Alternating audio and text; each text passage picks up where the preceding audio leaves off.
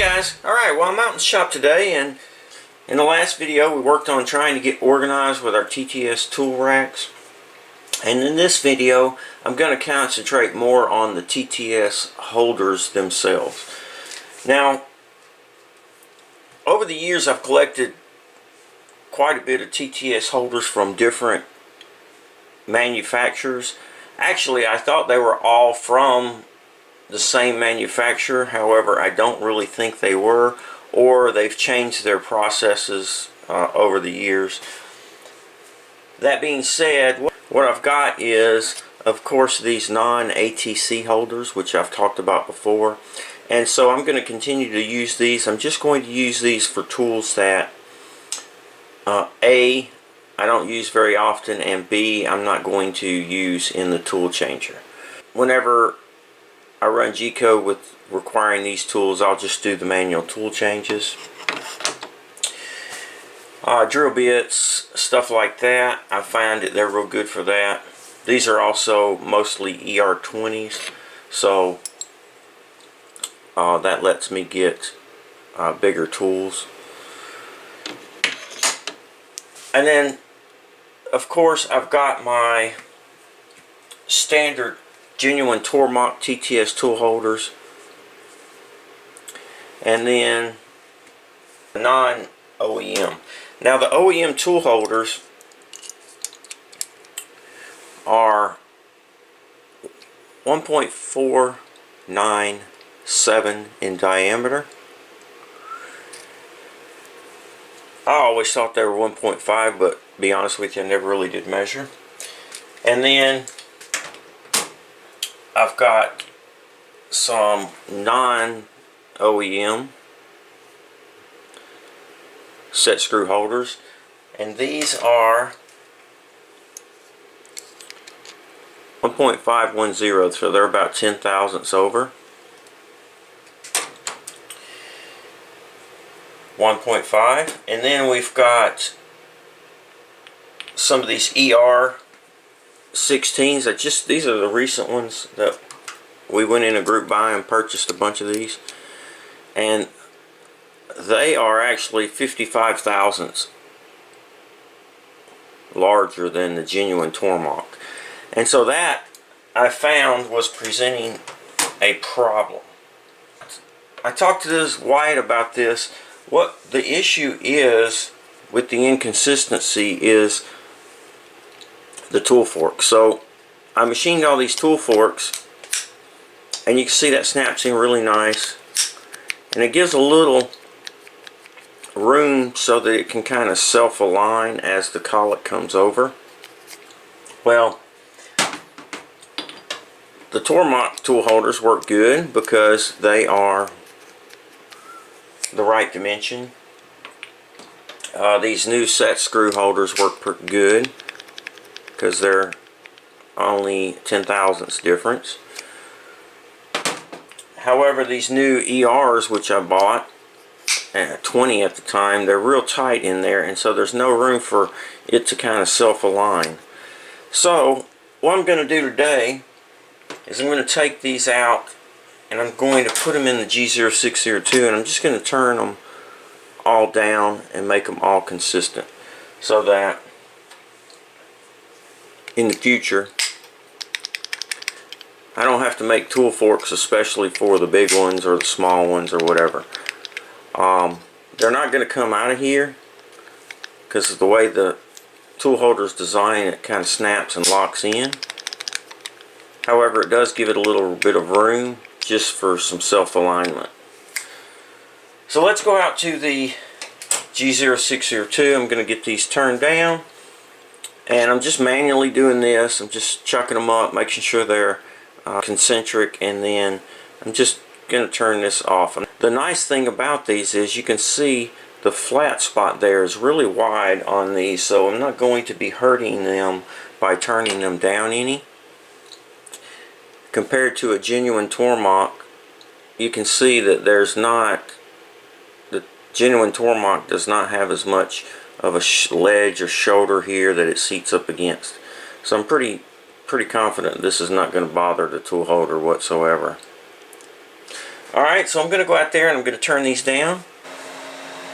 Alright guys, so I've got the tool holders out here and I'm on the G0602 and I'm just going to stick them in the chuck and just manually turn these down just slightly. Now these are some of the new holders that I purchased. These are set screw holders. And these are about, oh, did you hear that thunder? These are about 10 thous over. Wow. This lathe may not run very long. But we're about 10 thousandths over. So I'm just going to turn these down to 1.5.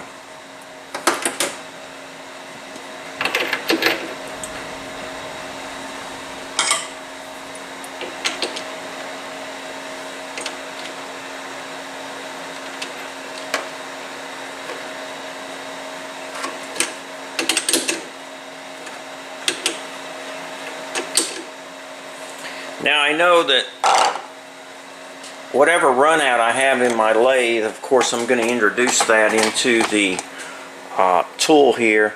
However, this is the outside diameter and it's really, we're not taking that much off and I don't think it's going to affect it too much. We're not spinning these tools at, you know, 25,000 RPM, so I think we'll be okay. Alright, so let's, let me get this, see if I can get this camera situated and we'll get started.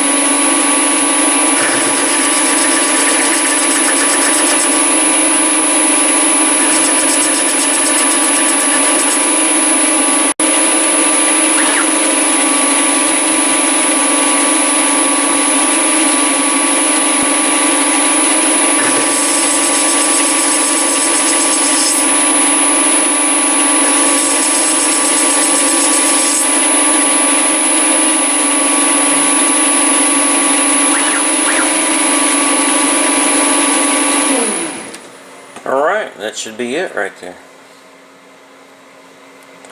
So before we take it out, we're going to check it and make sure.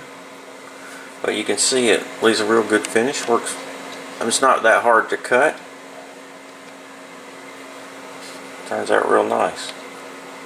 Alright, so I've got about 12 more to do and we'll wrap this up. Alright, well I went ahead and finished turning them all down. I went ahead and just turned the whole thing. At first I wasn't turning this bottom portion because it didn't, it wasn't really affecting anything as far as the going in the tool holder. However, they just look a lot better turning the whole thing. Plus, I was able to use this as just a test to get this dimension exactly right. So it turned out pretty good. I've got them all at around 1.5 inches, plus or minus a thou or so. You can see we're pretty close there. A little bit under 1.5. The Tormach are 1.97, 1.98, so this should be good. And now all the tool holders are consistent.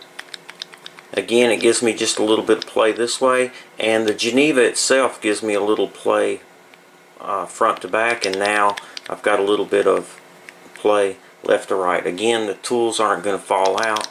They're clipped in there, so I'm not too concerned about that. Now everything's consistent. I think it'll be a lot better. Guys, if you're new to my channel and you're just tuning in, click on this subscribe button down here below. That way when I post a new video, if it's something you're interested in, you can stop by and check it out. As always, guys, please feel free to ask questions, make suggestions, and leave comments. Thumbs up if you like the video. Please subscribe to the YouTube channel. Thanks for watching, and most importantly, be safe.